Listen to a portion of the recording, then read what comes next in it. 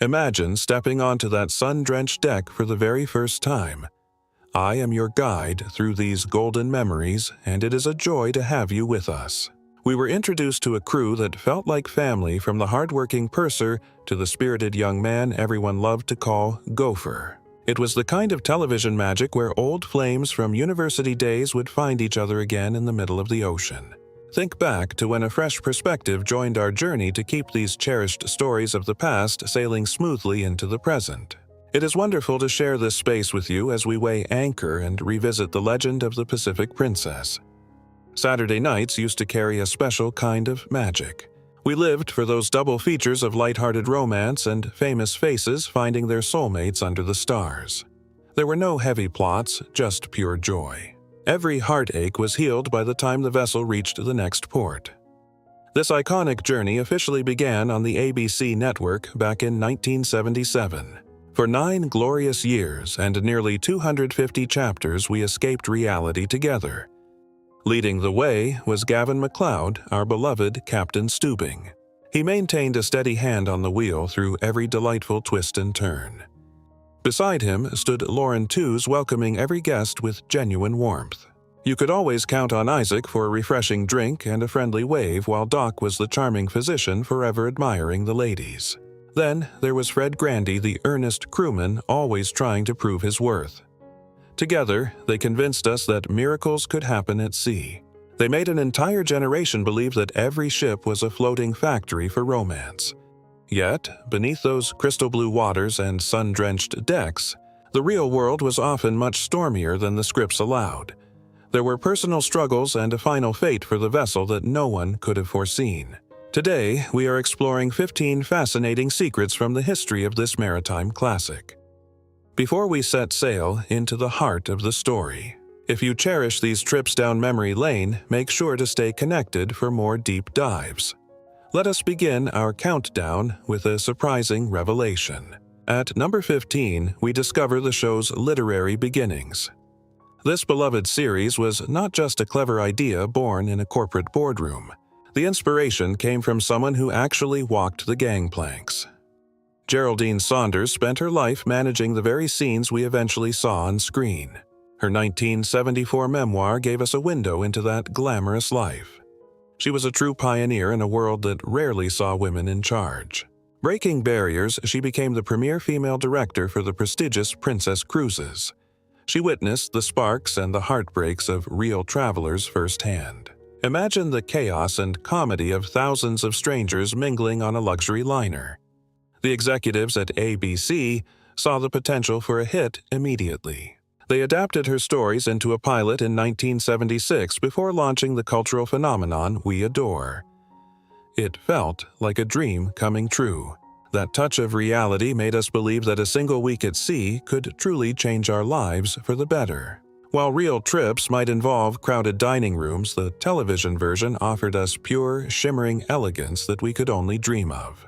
At 14, we recall how one network owned our weekend evenings. It was a golden era of broadcasting that felt absolutely unstoppable. Those of us who grew up then remember the comforting cadence of those weekend nights. It was a ritual that defined our childhoods. 9 o'clock sharp meant it was time to leave our worries behind on the shore. We watched as travelers lived out their most luxurious fantasies. Then the clock struck 10 and we were whisked away to a mysterious island. It was a perfect bridge between our dreams and reality. The competition simply could not keep up with the magic. This strategic success was the brainchild of a single legendary producer. Aaron Spelling mastered the art of the anthology, weaving together famous faces and heartfelt desires. He knew exactly what the audience was longing for. With the network's full support, he crafted a block of television that defined an entire decade. It was a masterclass in modern entertainment. He turned Saturday nights into a sanctuary from the real world. These two programs were like two halves of the same soul. One brought the sun and the laughter of the ocean, while the other offered something a bit more profound and mysterious. It was a journey through light and shadow that felt like a full emotional arc every single week for the viewers at home. By the early 80s, the ratings proved that the world was truly in love with our floating paradise and its many stories. Its companion show followed closely behind, cementing their place as the undisputed kings of the weekend airwaves for years. When its partner show took its final bow in 1984, the tide began to turn for the ship and its ratings. Within a short time, the Voyage came to an end. It turns out those two shows were stronger together than they ever were apart. The network would later find that same lightning in a bottle on Friday nights for a brand new generation of families. They realized that capturing a specific mood was the key to viewer loyalty. It is a strategy that changed the way we watch television. If you create a home for the heart, the viewers will always return. At 13, we look at the long road to finding the perfect crew. Finding the right chemistry was a struggle that took years to perfect. It was not the overnight success many people assume it was. It took several tries and a lot of patience to get the recipe right. The initial Voyage in 1976 felt very different from the one we know. Watching those early versions today feels like entering a parallel universe where nothing is quite as it should be for our favorite characters. The roles we know so well were originally filled by entirely different actors. It is hard to imagine anyone else in those iconic white uniforms. A different cast tried to capture the magic, but the pieces did not quite fit. The search for the ultimate crew continued for some time. Clear path, she possesses grace enough spanning any gap. Talent shines, yet survival within deep waters remains unknown. That guest registry overflowed with icons. Florence Henderson, Harvey Korman, Cloris Leachman, Tom Bosley, Don Adams, and Hal Linden. Legends relaxed during Voyage despite bridge officers remaining nameless. ABC requested another attempt. Bernie Copo, Fred Grandy plus Ted Lang finally boarded, depicting Doc Gopher along with Isaac. Familiar icons appeared, yet Helm lacked its soul. Magic felt distant until Gavin MacLeod stepped forward portraying Captain Stubbing. Lauren Tewes arrived as Julie. Suddenly, everything shifted when autumn of 1977 dawned. Series endured 9 years, though success required 2 seasons perfecting every detail. Number 12. The Love Boat featured phantom laughter which baffled everyone. Consider subtle atmosphere felt while viewing those Saturday nights. Once recognized your ears, forever track those ghostly cheers. 60-minute stories rarely invited such sounds into their world. Dramatic hours stayed silent. This vessel stood alone across television history. Producers selected gentle mirth rather than booming roars found elsewhere. 3 threads involving humor plus heart wove into every journey. Audio served as compass directing viewers toward appropriate emotions. Subtle cues prevented the vessel from drifting toward daytime melodrama. Across France, editors removed every giggle from the soundtrack. Lacking those echoes, the Voyage transformed into serious passion. Identical scenes played out, yet the experience felt entirely new until 1987. Final curtain fell quietly upon televised chuckles. Number 11. 2 legends voiced a melody etched into collective memory. That rhythm defines every weekend of our youth. Paul Williams, along with Charles Fox, crafted notes before seeking the perfect singer. Creators pitched a brief experiment expecting only 4 weeks on air. He agreed. A decade later, fans still demanded those lyrics during live performances. For 8 seasons, his smooth tones defined Saturday nights. Come 1985, management sought a modern rhythm for their aging vessel. Dionne Warwick brought soul, while sirens joined the crew. Among young performers stood Terry Hatcher long before her name appeared in lights. Before Desperate Housewives' memories remained bittersweet for the original vocalist. Updated versions lasted 1 year before the final anchor dropped. Whether you prefer classic or remake, both icons remain pillars of nostalgia. Number 10. This vessel served as Hollywood's grandest meeting place. Over 9 seasons, the program evolved into a cultural sanctuary. Neighbors from other worlds found home upon the Pacific Princess. Florence Henderson became a frequent voyager, wearing 10 different masks. She even shared the deck with her former television husband Robert Reed in separate stories. They traded quiet glances at breakfast before returning toward their individual lives. Other Brady children soon followed her to sea. Maureen McCormick made 11 trips. The deck felt like a summer reunion for every beloved sitcom family, especially Happy Days. Marion Ross, the kindest mother from Milwaukee, broke every record with 14 visits. Familiar friends swapped neighborhood diners for rolling waves. One young star found a permanent home as Ace, capturing every memory through his lens. think of a time when your favorite TV worlds collided without effort. This show mastered that particularly when nearly every survivor of a certain famous shipwreck booked a room. Legends like Bob Denver and Alan Hale Jr. joined the crew alongside Jim Backus, Natalie Schaefer, Dawn Wells, and the glamorous Tina Louise. Only Russell Johnson, our beloved professor, stayed behind on land. The man who could engineer a power source from simple island fruit somehow couldn't navigate his way onto a luxury liner. We still have no idea why he was the only one who skipped the trip, while his castmates enjoyed the sun.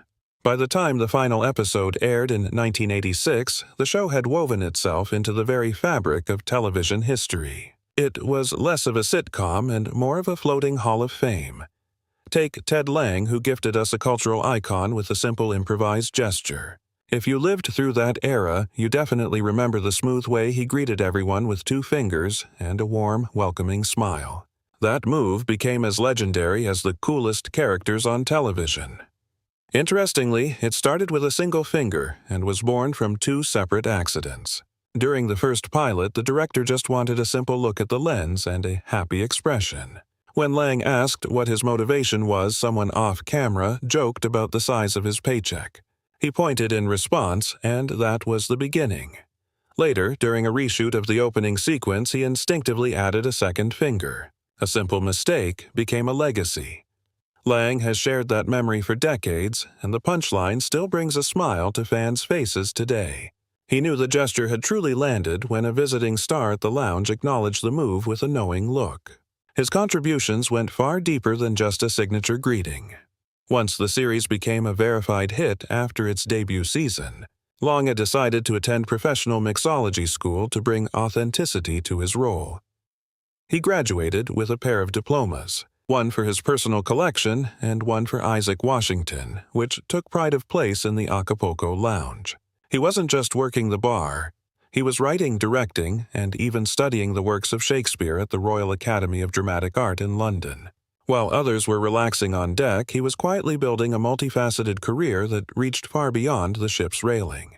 Behind the scenes of this floating paradise was a man who constructed the most powerful empire in the history of the medium. Aaron Spelling was the architect. If you watched any screen between 1965 and 2006, you were likely seeing his vision. The man practically defined the industry itself.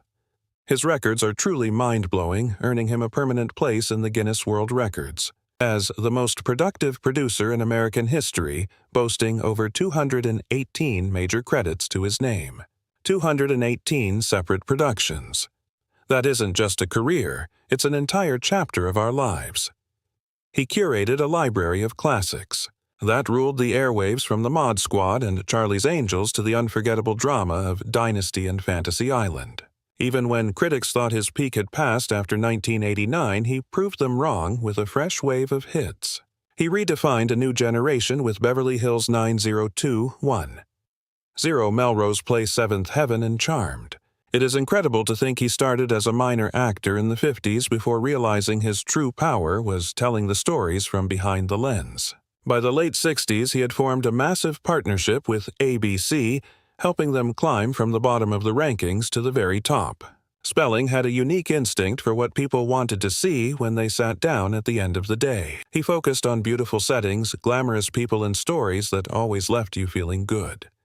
He avoided complex tragedy in favor of pure, wonderful escapism.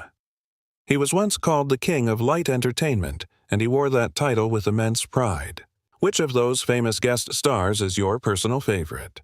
Let us know in the comments, and be sure to subscribe and share this story with someone who still finds the idea of a voyage romantic because of this show. Now, let's get back to the open water. You might not believe it, but they actually filmed on a functioning vessel. The Pacific Princess was a real ship navigating the oceans. Owned by Princess Cruises, the production captured the true spirit of the sea by filming during actual sailings with real paying travelers. Those passengers often found themselves acting as extras sometimes without a choice. Imagine booking a peaceful getaway, only to find yourself maneuvering around camera crews and massive lights. Fred Grandy was always very honest about the reality of those voyages. He remembered passengers getting frustrated with the technical clutter, and the ship's low ceilings often caused the lights to trip the safety systems.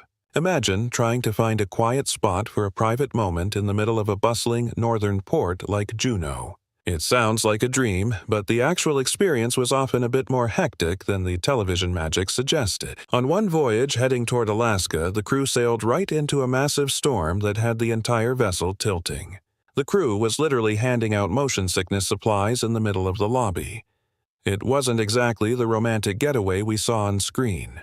To keep things manageable, most of the indoor scenes were actually recreated on the Fox lot in Los Angeles.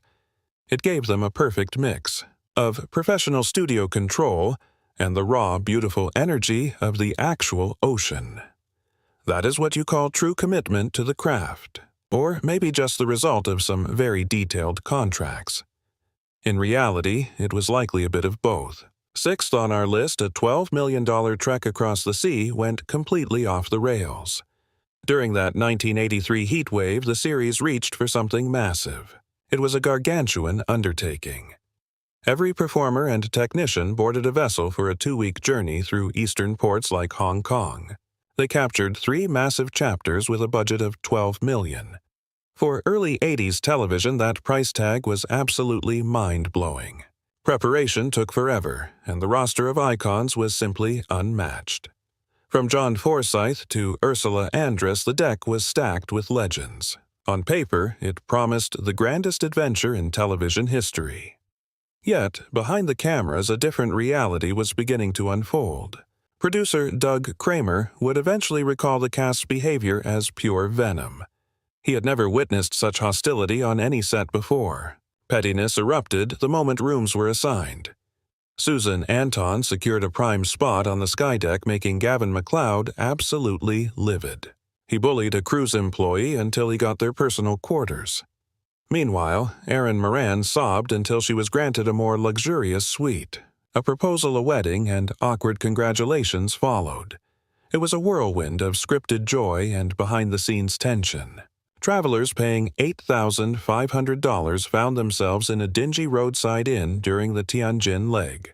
The stars had snatched up every decent pillow in town. While the screen displayed a paradise of affection, the truth was much colder. The very people selling us a dream were fighting over closet space. At number 5, we see the failed attempts at a revival. Industry executives never seem to learn their lesson. If a concept once shown, they will exhume it until the magic is dead. By 1998, a new captain took the helm of the Sun Princess. UPN tried to catch lightning in a bottle twice. Even with Aaron Spelling at the wheel, the formula felt tired.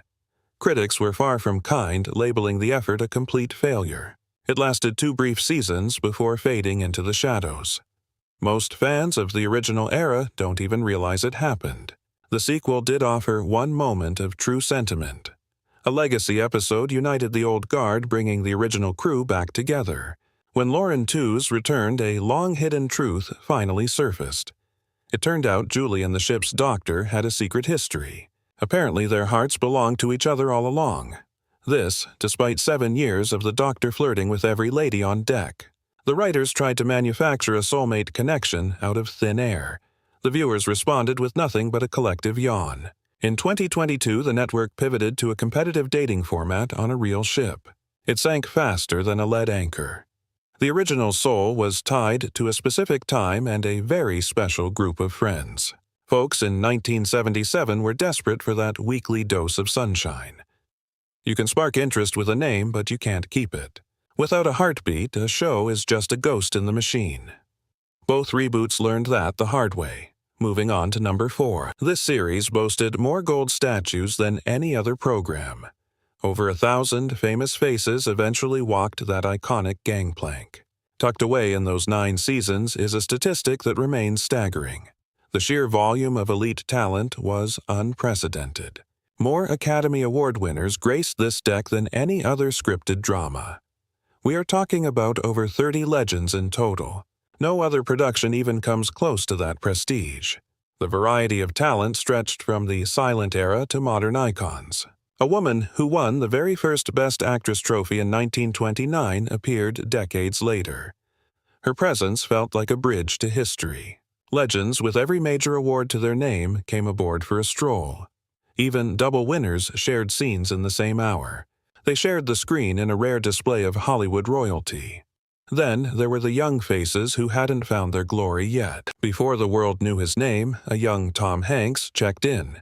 It was years before he became a household icon. Kathy Bates and Jamie Lee Curtis both took their turns on the ship. Jamie Lee even sailed alongside her legendary mother. This was long before her own golden moment in the spotlight. While critics called it fluff, the show was building a museum of talent. It quietly became the most decorated guest list in the history of the medium. Now, let's look at number 3. The man playing Gopher traded his uniform for a seat in the halls of power. It remains one of the wildest career shifts ever. To understand Fred Grandy, you have to look at the man before he ever stepped onto the Pacific Princess. He was a brilliant mind from Harvard who grew up around political dynasties. His childhood friends were the grandchildren of presidents. He even stood at the altar as a best man for a presidential wedding. His early days were spent crafting speeches for Iowa leaders. He sharpened his wit in comedy troupes alongside future legends of late-night television. He wasn't just a lucky actor. He was a man of immense intellect and ambition. After 9 years and hundreds of episodes, he felt a different kind of calling. By the mid-'80s, he decided to swap the high seas for the high stakes of public service. He ran a serious campaign and won a seat representing Iowa for 4 consecutive terms. He spent nearly a decade on that ship, appearing in hundreds of episodes before changing history. That performer felt within his soul that his time on the small screen had reached its natural sunset. Confiding those political dreams to Gavin MacLeod resulted in an immediate investment towards a bright future. Returning to the heartland, Fred Grandy captured a seat in Washington and held it through 4 consecutive triumphs. Focus shifted from scripts to steering the nation's financial farming and learning policies for the people. Skeptics saw only a sitcom face, never realizing potential leadership skills existed long before boarding any luxury liner. In 1994, that individual chased a state's highest office, falling just shy of victory by a razor-thin margin. Later, half a decade was spent guiding Goodwill Industries as its leader toward a more hopeful tomorrow. It turns out the purser possessed far more depth than passengers guessed. Next, we explore Lauren Tewes' hidden struggle. Not every voyage concluded with a smile. Care to see some family snapshots while we talk? That sounds lovely, though I'm still waiting on a few of my own to cherish. Lauren Tewes was suddenly missing from the roster in 1984 after years of dedicated service as Julie McCoy. A heavy personal battle with addiction had been quietly eroding her life behind those bright studio lights. She later shared how the crushing weight of global stardom only fueled the fire she was trying to escape. Constant festivities on distant shores made finding a path to recovery almost impossible for anyone involved. When the studio's patience finally evaporated, she found herself standing on the pier alone. Pat Klaus was written in as Judy McCoy to fill the void, and the cameras kept rolling without a pause. To the viewers, the transition was seamless, but the cast felt every bit of the fractured reality inside. What's striking now is the raw honesty the group shares about those difficult years in the spotlight. She had secretly prayed for a helping hand to pull her up instead of a door closing shut. In late 2025, Fred Grandy expressed deep sorrow for not being the protector she truly needed back then. In those days, a person's inner demons were viewed as a moral failure rather than a cry for care. The industry was far less forgiving to its leading ladies, yet she eventually found her way back to peace. She returned for one final bow before reinventing herself on the stage and in the professional kitchen. Though discarded by Hollywood, her resilience defined her. Finally, let's trace the tragic fate of the Pacific Princess. The Love Boat didn't just capture hearts, it completely overhauled how we think about travel across the globe. Before the Saturday Night Magic, these voyages were strictly for those in their golden years with time to burn. It was all slow games and anniversary dinners for the elderly before the show gave it a heartbeat. Suddenly, a week at sea felt like an accessible dream for the youthful and the daring alike. Princess Cruises saw their bookings skyrocket as every viewer wanted to live the fantasy they saw each week. A modest company ballooned into a global powerhouse because millions of families fell in love through their screens. Experts often cite this as the most successful marketing marriage ever seen on the airwaves. Companies began seeking out energetic leaders who mirrored the warmth of Julie McCoy. In 2006, the industry's highest honors were bestowed upon the Love Boat Forever. No other scripted series has ever been recognized for making such a profound real-world impact. This is what happens when a story stops reflecting our lives and starts defining them.